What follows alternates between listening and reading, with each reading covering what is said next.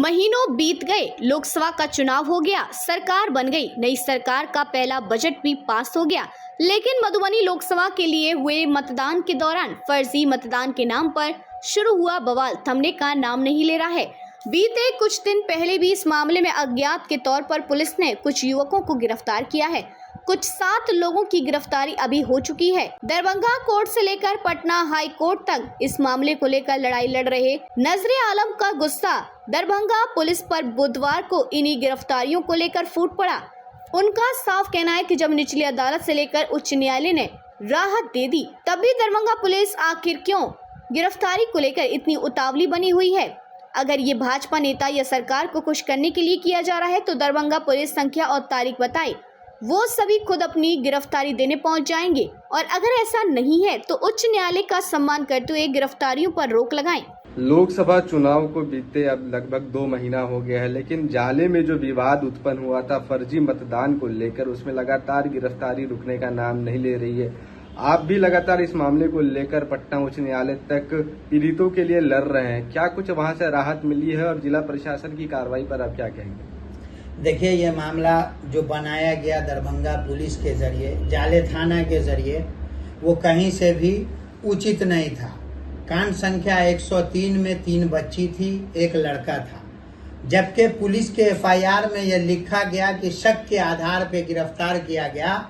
फिर उस पर इस तरह की संगीन धारा 420 लगा दिया जाता है बच्चियों पे, और उसकी गिरफ्तारी के लिए पुलिस जो है दबाव बनाती है। और नतीजतन ये होता है कि रात में जाकर के जब पुलिस रेड करती है तो परिजन उसको सौंपने के लिए तैयार होते हैं, फिर वही पुलिस उसे छोड़ देती है कि जाइए पीआर बॉन्ड पे हम जो है सो इसको छोड़ रहे हैं। फिर इसमें 2 मुकदमा किया गया।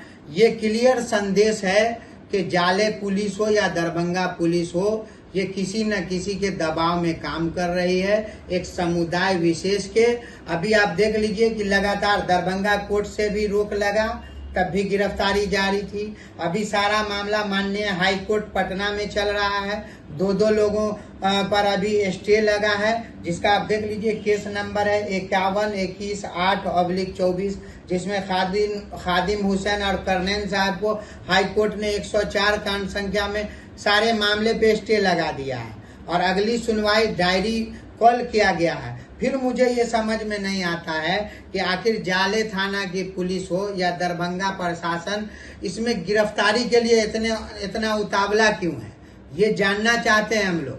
अगर किसी नेता को खुश करने के लिए, किसी पार्टी को खुश करने के लिए, किसी सरकार को खुश करने के लिए ऐसा किया जा रहा है, एक समुदाय को टारगेट किया जा रहा है। 2 महीने से आप देख लीजिए 7 लोगों की अब तक ये गिरफ्तारी कर चुके हैं, जिसमें बेशतर अज्ञात लोग हैं और नाबालिग लड़के हैं। आप बताइए कि कौन सा ऐसा जुर्म किया गया फर्जी मतदान में, जिसमें आपने 333 लगा दिया, 353 लगा दिया, 354 बी लगा दिया। आखिर प्रशासन किसके दबाव में काम कर रही है? भाजपा के दबाव में काम कर रही है, या विधायक के दबाव में काम कर रही है, या सांसद के दबाव में काम कर रही है? अगर उसको खुश करने के लिए ये काम कर रहे हैं एक समुदाय के खिलाफ, तो लिस्ट जारी करें कि कितने लोगों की गिरफ्तारी हम लोग दें, जिसमें ये अपने आका को खुश करें, विधायक को खुश करें, मंत्री को खुश करें। ये सुशासन की सरकार कहाँ है भाई? ये इतिहास में पहला ऐसा मुकदमा है जो मुकदमा बनता ही नहीं था, फिर भी 2 मुकदमा डाल करके 2 महीने से बकरीद जैसा त्योहार शांति से लोग नहीं मना सके। और अब जब मामला पूरा माननीय हाई कोर्ट पटना में है, तब भी अभी 2 लड़के की जाले से गिरफ्तारी कर ली गई।